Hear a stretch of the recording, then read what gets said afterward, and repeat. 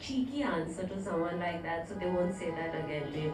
As long as you're happy with the way you look, or I get people who say, I'm fine, but I just want to lose weight on my face. When I take pictures, my face looks very chubby. So I send them to my friend who's a makeup artist, and I say, learn how to contour. Alright, the girls in the back had a question. What's with the no carbs after sunset? Like, how do you live like that? How do you live without carbs after sunset? Wow. So, well, everyone does not need to not eat carbs after sunset, but if you're training in the evening, if you're working out in the evening, then definitely push in some carbs in the evening. But not for everyone, you know. What is it that you're looking for? The thing is, if I have a light meal, like it's not carbohydrate, like then the morning. You understand fruits and vegetables have carbohydrates as well. Exactly, you know that. exactly. Yes. That's the only thing I end up having, like fruits and vegetables at night. Then I drop weight in the morning, and but you're still having your carb because you are exactly. So exactly. So you can't have roti sabzi like later on. But you cannot eat fruit and vegetable for dinner. You cannot do that. You will not lose weight. Yeah, that's the thing. I'm not losing weight with that. But you just said you wake up in the morning and your scale is. Yeah, it's so one first thing is you throw your scale. Exactly. Throw the damn scale. Yes. Second thing is when you're eating, if you're eating to lose weight, alright, you've got to be smart with your macros. When I say macros means your carb, protein, fat. These are your macros. What you've done is only eaten carbs at night. So forget about weight loss. Okay. I don't know your body completely, but what I would recommend generically is you do protein and fat at night. So you're better off having, I don't know, eggs with avocado, or let's say dal with sabzi. That also has carbs, but at least there's protein and fat in it as well. Or chicken and veggies, I don't know, depending. Are you vegetarian? No, I said chicken. You had chicken, yeah? So chicken and vegetables is perfect. That's way better than having just fruit and salad, yeah. You had a question, yeah. Every day we are bombarded with different kinds of fitness regime, diets and everything. So what to follow and what to not? Like you are telling a completely different thing as per the diet. Right. And when we go through internet or the television and when we go through newspapers, every day there's a new funda for diet, fitness and workouts, different kinds of workouts. See, it is very, very confusing. I agree. There are some people who say go by calories, some people say no, some people say cut your portions out. I think what's important is you understand your body, you know. Like again, first fix a goal. What is your goal? You have to fix a goal, alright, that this is how much I want to lose, and please not weight. It's got to be body fat percent, alright, that's one. Now if you have, for example, you go get your body fat percentage done, and your muscle is very low, for most Indian women, okay, most of you, if you do your analysis, your muscle mass is going to be low, that's for sure. I don't know how you have 27 kgs of muscle on you. Obviously, how means you've obviously been training for so long, which is why. Which is one of the with my knee broken. It's okay, you'll build it back up. Yeah, but if you're low on muscle but high on fat, which is pretty much a lot of us here, then you have to increase your protein. So you'll have to eat more dal, more chicken, more fish, more eggs, more all of that. So you have to know like I said, understand your body. Not everyone is going to be successful on a gluten-free plan. When you eat wheat, does it bloat you? Do you feel tired? Do you feel edgy? If you do, then cut it out for a week and see what you feel like. So understand your body, tune into it, you know.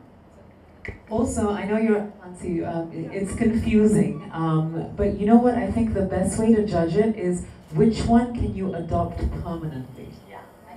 You know, like there's so many things on the internet. If you look at it and you say, you know, this is not something that I can make my lifestyle, then clearly that diet is not for you. Because what you have to do is you have to follow a food plan that becomes your lifestyle so that you're doing it every day. Yes, when you want to lose a bit of extra weight, you have to push yourself a little bit further, but by and large, you have to eat what you can eat consistently every day. So if you're looking at things and you're just saying, there's no possible way I can do that, then that diet's not for you. Yeah, but I'll tell you what, the first time I ate sweet potato and avocado, I was like, say limit yourself to this many calories in a day. If you cannot function doing that, you don't understand how to do that diet is not for you. Or if there's something that tells you only do protein and nothing else, that's just not feasible. You have to, follow something that's sensible. I think that's the best advice to give you. You know what I mean? That's extreme. Do a diet of barley water, or do a diet of, pineapple juice. That's all ridiculous. None of that is ever going to work. You have to be sensible enough to look at a diet and say, this balances things out in a way that I can deal with. I think, and that's right. Oh yeah, that's cool. I think the most important thing is not to Google so much on the internet. Okay, because internet is not Indian bodies only, and every country has a different set of food and a different set of body types and things like that. So it's much better to follow someone in your vicinity, in your area. Again, in India, there are so many states, and every state has different kinds of food. So what, like a diet that we follow in Bombay might not be a diet you follow in Indore or in Chandigarh. The food available is different. So internet is great for a lot of things, but for something as personal as food and exercise, it's very individualistic, and your body is your own. It's no one else's. What works for me will not work for you. If I have 27 kgs of fat, muscle, she can't have that even if she starts lifting heavy weights, because her body is made up differently. So understand your own body first, okay? Sophie said, find a diet that works for you. Don't find a diet that has everything that you like to eat, which might not be good for you. So be sensible, be smart. All of us have smartphones. I keep coming back to the smartphones, but it's a great example, because everyone goes around saying, I'm so smart, or or in your mind you're thinking you're smarter than the next person, the person next to you. Then why the hell are you not making, sorry for the language, smart choices in life? If you're smart, make smart workout and food choices for a smarter, healthier, better life. Any more questions? Yeah. Some recipes that you could carry, quick bites that you could carry to work and keep the energy going on. Well, firstly, if you log on to our website, you'll find a million recipes every day, new recipes coming up every day. But the best thing to do is have fun with your food, like I said before, and be prepared. So you can make like hummus or avocado butter and keep it in your fridge stocked up. So if you just cut out a few vegetables, throw a dollop of that, carry a little bit of your brown rice. Every day you have a different lunchbox idea. You can whip up salads and things that make it interesting, and choose your vegetables with color. Everything that has color is really, really good for you. The darker the colors, the better it is. So you fill up your box with colorful veggies, and you look at it and it looks so good when you open it in your lunch break, and you had a horrible boss and he's yelling at you, and you suddenly open up the box like, oh my god, like I have this yummy meal to go to. So you keep yourself prepared like that. And another thing that she said is about movement. When you're talking on the phone, you're moving around. You do it on the weekend. You go to a farmer's market, you look at these amazing vegetables. You move your body to find your food on the weekends. The whole week is prepared for. You have your stuff ready, stacked up.